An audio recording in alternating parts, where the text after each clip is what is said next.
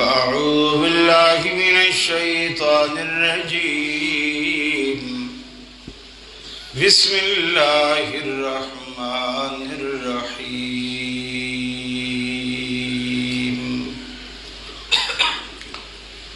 إنما يعمر مساجد الله من آمن بالله واليوم الآخر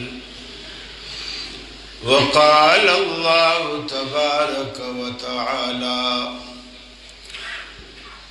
وأن المساجد لله فلا تدعوا مع الله أحدا.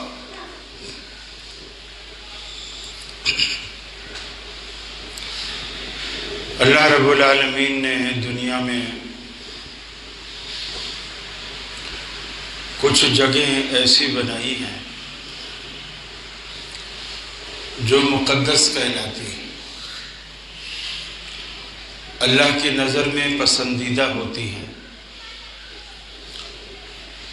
کچھ جگہ ایسی ہوتی ہیں جو اللہ کی نظر میں ناپسندیدہ ہوتی ہیں.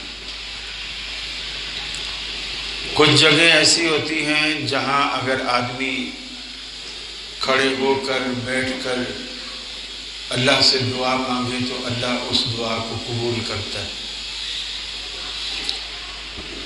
کچھ لوگ اور کچھ شخصیات ایسی ہوتی ہیں کہ وہ اللہ سے کچھ مانگیں تو اللہ رب العالمین ان کی دعاؤں کو قبول کرتا ہے.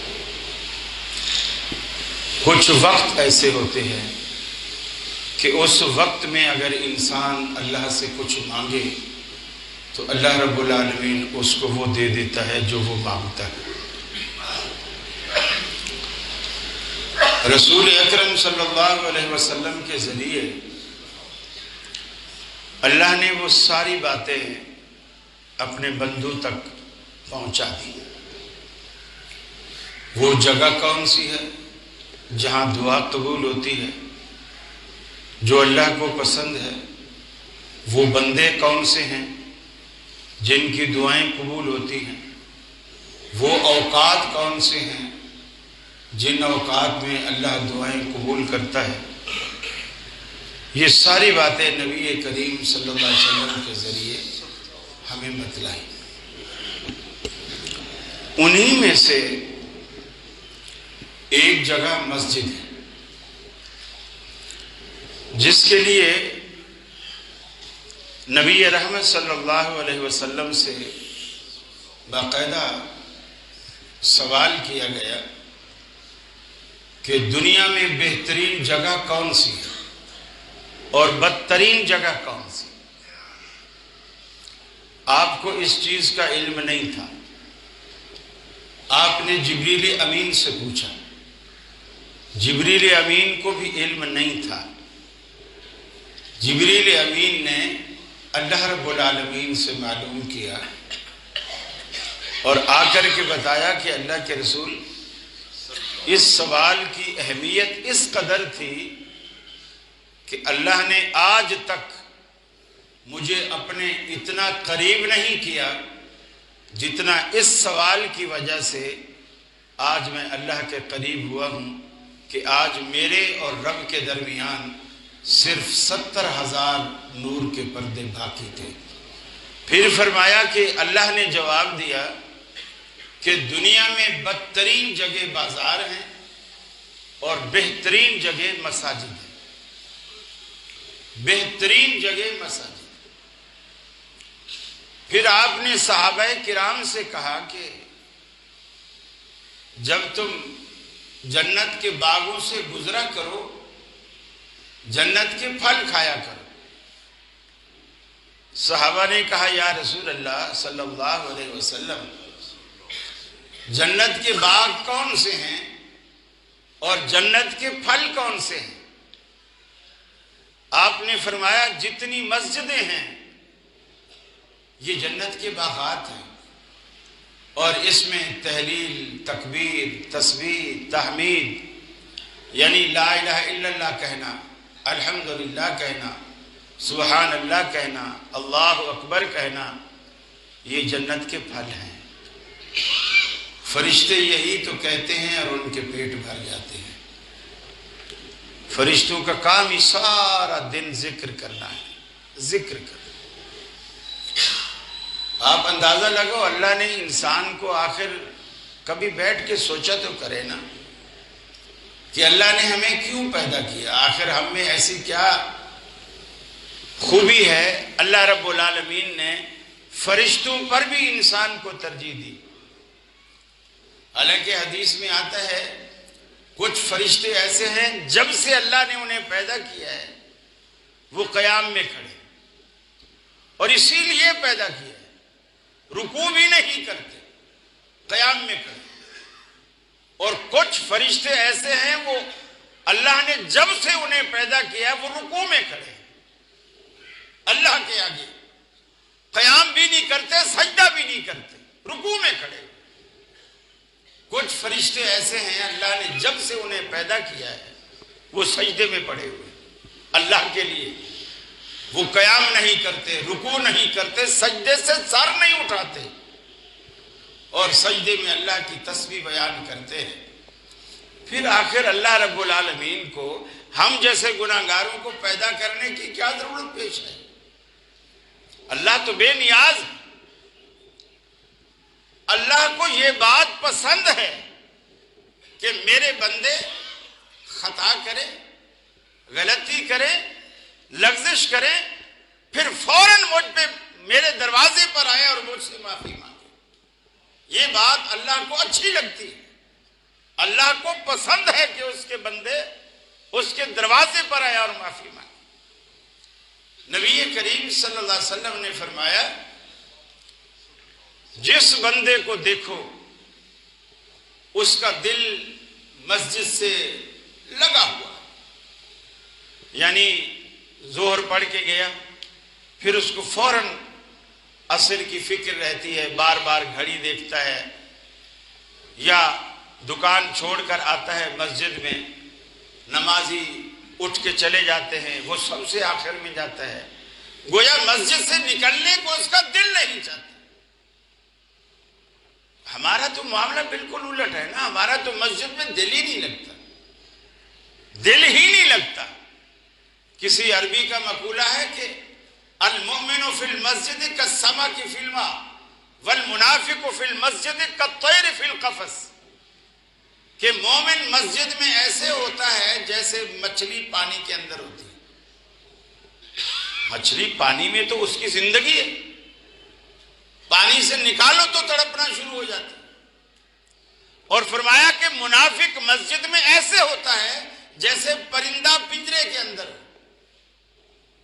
اس کا دل نہیں لگتا، وہ تو آزاد پنچھی ہے، اڑنا چاہتا ہے، اور لوگوں نے اسے پنجرے میں قید کر رکھا ہے۔ تو کچھ لوگ مسجد کو پنجرا سمجھ کر آتے ہیں۔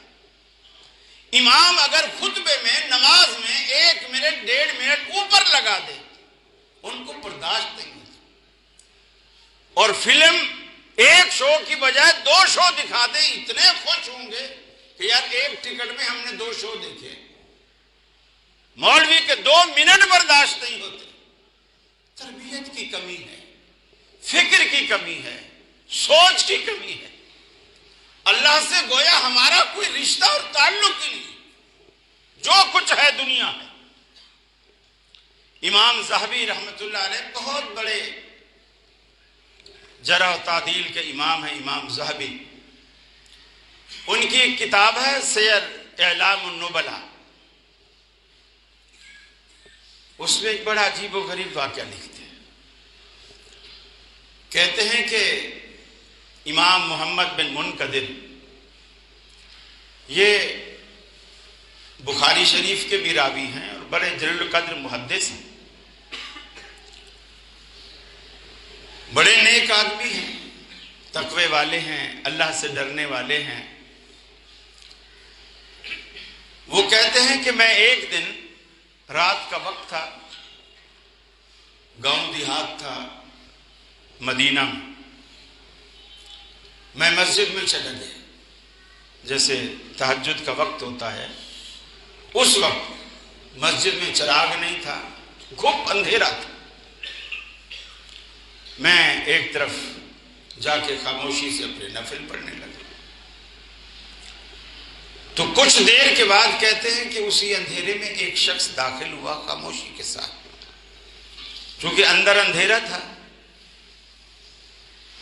اندر داخل ہوا، نفل پڑھے، اور اس کے بعد اس نے ایک دعا مانگی۔ کہتے ہیں کہ اندھیرا اتنا تھا کہ میں اس کی شکل پہچان نہیں پا رہا، کپڑے تھوڑے تھوڑے جھلک نظر آ رہی تھی، جیسے کھڑکی سے دروازے سے کوئی باہر کی چاند کی تھوڑی چاندنی اندر تھوڑی آ رہی تھی، تو اس سے تھوڑا تھوڑا لگ رہا تھا کہ کوئی بندہ ہے۔ اس نے دعا یہ مانگی کہ یا اللہ، تیرے مدینے کو بارش کی ضرورت ہے، تو بارش برسا۔ امام محمد بن منقدر کہتے ہیں کہ میں ابھی بیٹھا ہوا اس کا یہ جملہ سنا، اور جیسے میں نے سنا اور اس کے دوسرے لمحے میں نے بادلوں کو گرجتا ہوا دیکھا، بجلی کو چمکتا ہوا دیکھا، اور اسی اسنا میں بارش برسنا شروع ہو گئی۔ میرے دل میں تو اس شخص کی محبت بھی بیٹھ گئی، چاہت بھی بیٹھ گئی، اور یہ تجسس بھی بڑھ گیا کہ میں اسے دیکھوں یہ کون شخص ہے۔ ابھی میں ایسا سوچ ہی رہا تھا کہ جب بارش برسنا شروع ہوئی، اس بندے نے دعا والے ہاتھ چھوڑ دیے، دعا مانگنی بند کر دی اور رونا شروع کر دی۔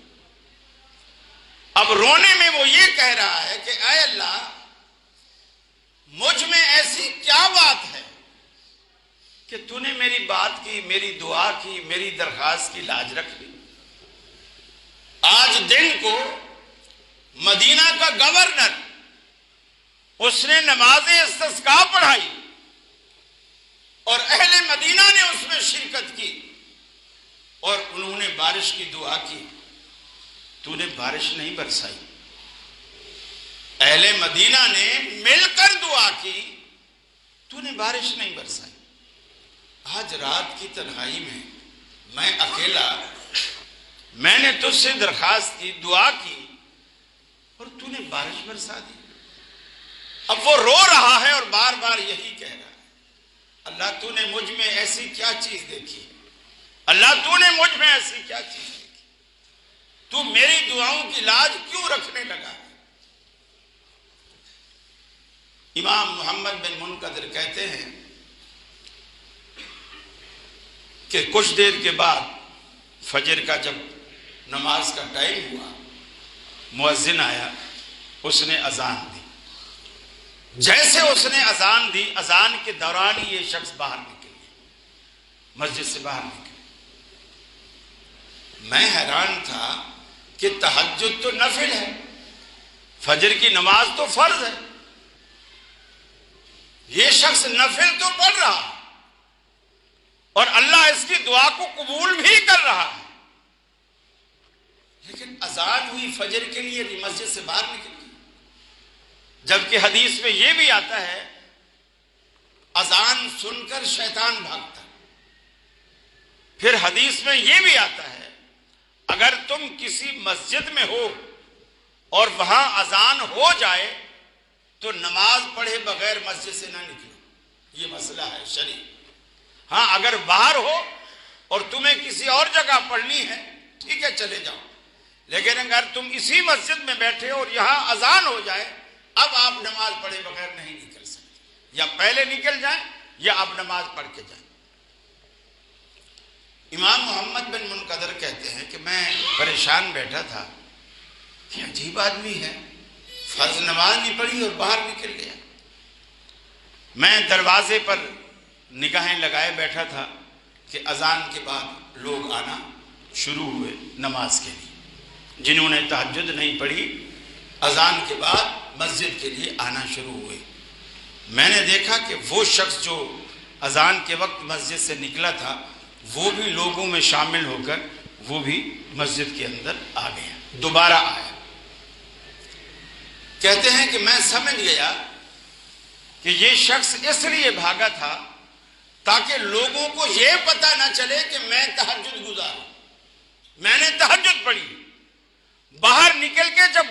نمازی اندر آنے لگے، یہ بھی ان کے ساتھ مل کے اندر آ گیا، تاکہ سب کو یہ پتا چلے کہ میں بھی ان کی طرح ابھی آیا ہوں۔ جب نماز ہو گئی، لوگ باہر نکلنا شروع ہو گئے۔ امام صاحب کہتے ہیں میں بھی ساتھ نکلا اور میں اس بندے کا پیچھا کرنے لگا۔ چلتا گیا، سامنے ایک ویران سی جگہ تھی، جسے آپ آج کل کی زبان میں جنگل بھی کہہ سکتے ہیں، یعنی وہاں آبادی نہیں تھی۔ ایک دو جھونپڑیاں تھیں، ان میں ایک جھونپڑی کے اندر وہ گھس گیا۔ جب اس میں اندر داخل ہوا تو میں بھی اس کے پیچھے تھا۔ میں جھونپڑی کے دروازے پر رکا اور میں نے اسے کہا کہ اللہ کے بندے، کیا مجھے آپ اپنے اس گھر میں داخل ہونے کی اجازت دے گا؟ اس نے کہا آ جاؤ۔ وہ اکیلا رہتا تھا۔ محمد بن منقدر کہتے ہیں کہ میں جب اس کے گھر میں گھسا، میں نے چاروں طرف نظر ڈالی تو وہاں جو رکھا ہوا سامان تھا، جیسے چھوٹی ہتھوڑی، آر، دھاگے، کچھ چمڑے کے پیس، تو میں گھر کے سامان کو دیکھ کر دل میں نے ایک اندازہ لگایا کہ یہ شخص پیشے کے اعتبار سے موچی ہے۔ پیشے کے اعتبار سے یہ شخص موچی ہے۔ میں جب وہاں بیٹھا اور وہ شخص میری طرف متوجہ ہوا اور کہنے لگا جی فرمائیے، کوئی جوتا ووتا ٹکوانا ہے، بنوانا ہے؟ میری بات کی تصدیق ہوگی کہ یہ موچی ہے۔ میں نے کہا نہیں، میں صرف اللہ کی رضا کے لیے میں تم سے دوستی کرنا چاہتا ہوں۔ اس نے کہا مجھ میں ایسی کیا خاص بات ہے؟ اتنے سارے لوگ ہیں، نیک لوگ ہیں، میں ایک عام حقیر سا غریب سا آدمی ہوں، مجھ میں ایسی کیا بات ہے؟ اس نے کہا میں نے آج رات، آدھی رات کو جو کچھ تو نے دعائیں مانگی اور اللہ نے جس طرح تیری دعا کو قبول کیا وہ میں نے دیکھ لیا۔ کہتے ہیں کہ جیسے میں نے اسے یہ بتایا کہ مجھے اس کا پتہ چل گیا ہے، وہ شخص پریشان ہو گیا، افسردہ ہو گیا، غمگین ہو گیا، گویا میرا یہ جان لینا، پہچان لینا اسے اچھا نہیں لگا۔ خیر، میں کچھ دیر بیٹھا اور سلام دعا کر کے واپس آیا۔ دوسرے دن آدھی رات کو میں پھر مسجد میں گیا۔ میں اس کا انتظار کرتا رہا لیکن وہ شخص مسجد میں نہیں آیا۔ میں نے فجر میں دیکھا وہ شخص مسجد میں نہیں آیا۔ میں نے سوچا ہو سکتا ہے وہ بیمار ہوا ہو، چلو ایسا کرتے ہیں میں اس کی خیریت پوچھ لیتا ہوں۔ میں وہاں گیا تو دیکھا تو نہ وہ شخص ہے، نہ اس کی جھونپڑی ہے۔ سب کچھ جیسے خانہ بدوش ہوتے ہیں، اپنا سامان اٹھا کے پھر کہیں دوسری جگہ چلے جاتے ہیں، وہ بھی چلا گیا۔ برابر میں ایک جھونپڑی تھی، اس کے دروازے پر ایک بوڑھی خاتون بیٹھی تھی۔ اس نے مجھے کل اس کی جھونپڑی سے نکلتے ہوئے دیکھا تھا۔ اس نے مجھے کہا کہ تو نے کل اس بندے کو کیا کہا کہ تو جیسے اس کے جھونپڑی سے باہر نکلا، اس نے اپنا سارا سامان باندھا، اپنا خیمہ اکھاڑا اور یہ اسی وقت تو گیا اور تیرے 5-10 منٹ کے بعد یہ سارا کچھ کر کے یہ بھی چلا گیا۔ امام محمد بن منقدر کہتے ہیں میں حیران رہ گیا۔ اب آپ دیکھیے وہ شخص جب اس کو یہ پتا چلا، پیشے کا وہ موچی ہے، کہ میرے اس راز کا، میری اس نیکی کا کسی کو پتا چل گیا ہے، اس نے وہ علاقہ ہی چھوڑ دیا۔ اور آج کوئی چھوٹی سے چھوٹی نیکی بھی ہو تو ہم اسے برباد کرنے میں ذرا سی بھی دیر نہیں کرتے۔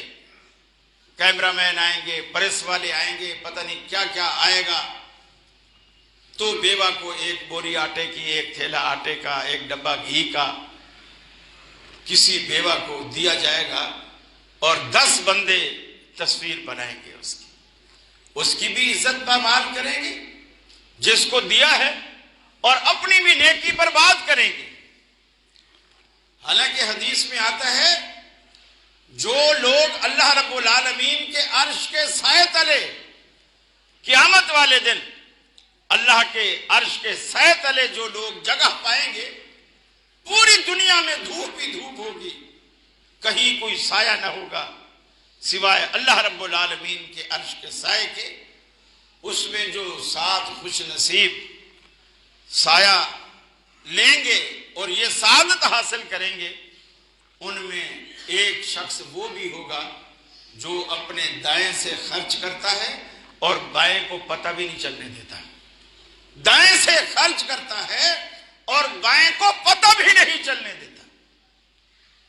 میرے بھائیو، اللہ کو وہ صدقہ پسند ہے جو اس طرح کیا جائے جس طرح جوائنٹ فیملی سسٹم میں دولہا اپنی دلہن تک رات کے 1 بجے برگر پہنچاتا ہے، اس طرح صدقہ اللہ کو پسند ہے۔ گھر میں سے کسی کو بھی پتہ نہیں ہوتا کہ رات گھر میں کسی نے برگر کھایا ہے، صبح کچرے کی ٹوکری میں ڈبہ نظر آتا ہے خالی، تو اماں سمجھتی ہے شاید میرا بیٹا اپنی بیٹی اپنی دلہن کے لیے لایا ہوگا، ہماری بہو کے لیے لایا ہوگا۔ اس طرح صدقہ کرو جو اللہ کو پسند ہے۔ کہنے کا مقصد یہ ہے اللہ رب العالمین وہ پیشے کا موچی مولوی بھی نہیں ہے۔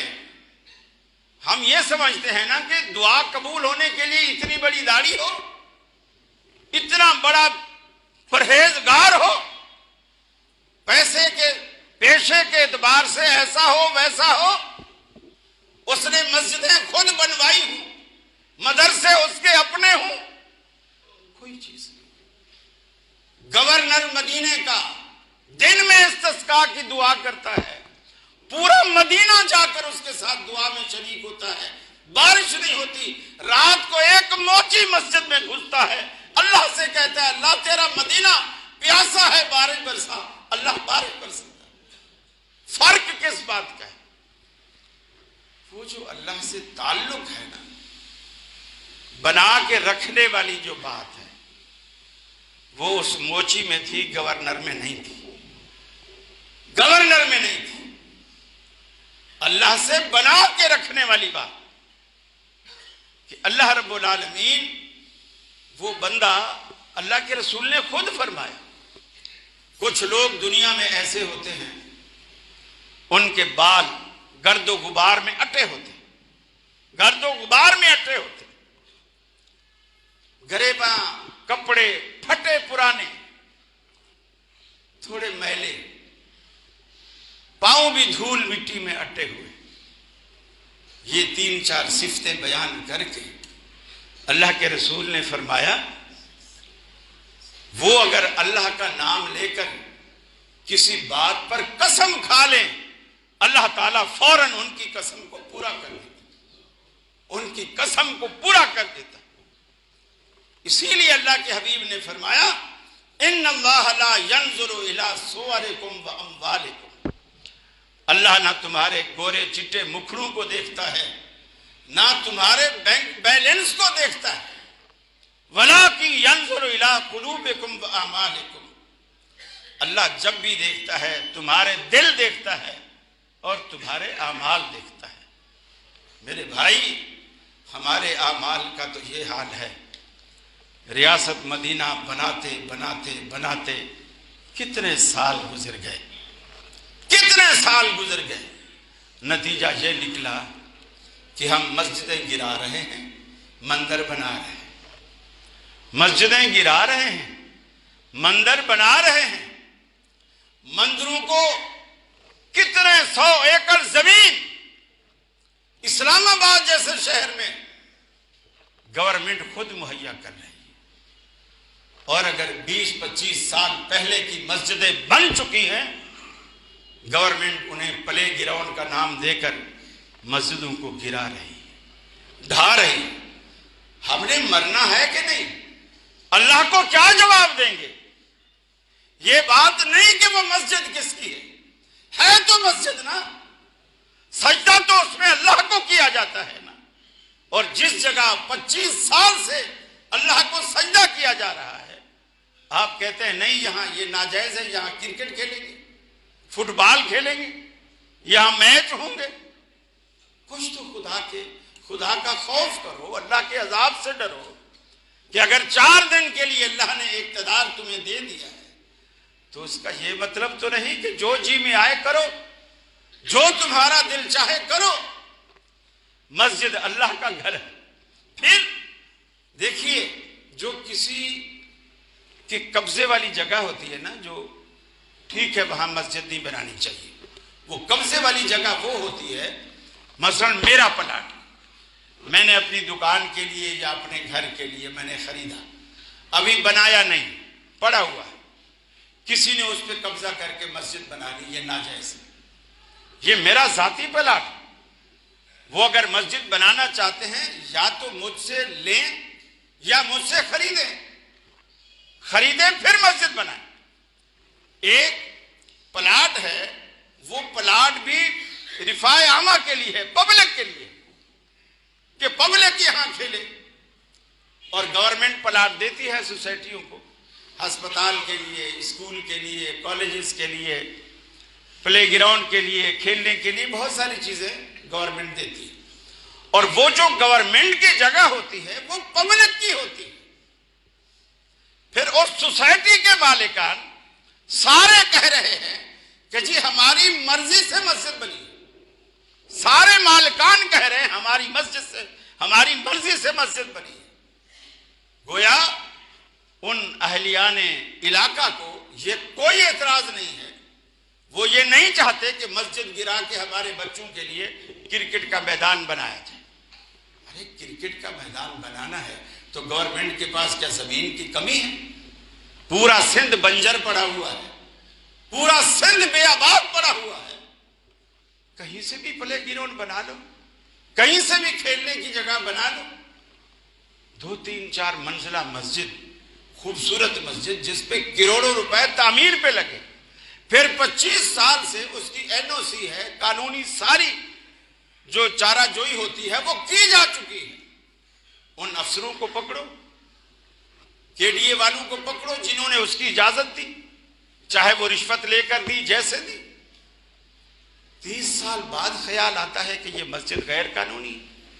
خدا کا خوف، ہم نے مرنا ہے، اللہ کے پاس جانا ہے، اللہ کی عدالت میں آخر ہم کیا جواب دیں گے؟